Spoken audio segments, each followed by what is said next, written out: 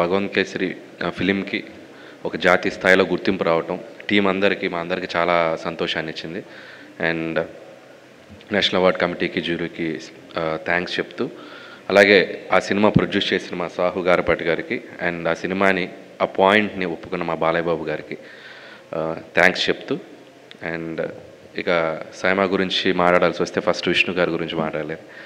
And long association ఆయనతో నాకు. And 2015 నా ఫస్ట్ ఫిలిం పటాస్కి అప్పుడు ఇండస్ట్రీలో కొత్తగా వచ్చాను నేను.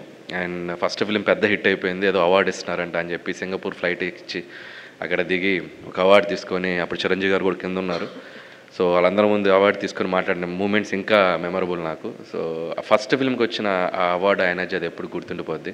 ఆ తర్వాత F2కి తీసుకున్నాను. ఆ తర్వాత భగవంత్ కేసరికి ద బెస్ట్ ఫిలిం కోటాలో మళ్ళీ లాస్ట్ ఇయర్ తీసుకోవడం జరిగింది. అది తీసుకున్నప్పుడే నాకు గుర్తు, ఇందాక సాహు గారు చెప్పినట్టు విష్ణు గారు ఒక మాట అన్నారు, అండ్ ఈ film going to be national award వస్తుంది అని చెప్పారు.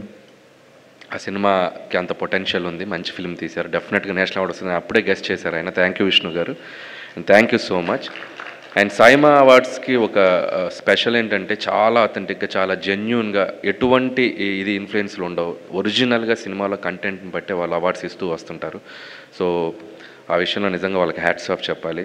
అండ్ అలాగే సైమా అవార్డ్స్ అనేది not only awards, connecting talents from different states.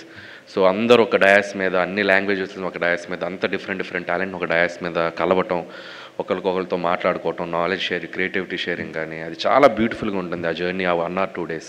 So అందుకే అవార్డు వచ్చినా రాకపోయినా వాళ్ళు ఎప్పుడైనా పిలిస్తే సరదాగా సో అవార్డ్ ఫంక్షన్లో పార్టిసిపేట్ చేయాలనిపిస్తుంది. అంత ఎనర్జీగా, అంత బాగా సెలబ్రేట్ చేస్తారు ఆ ఈవెంట్ని.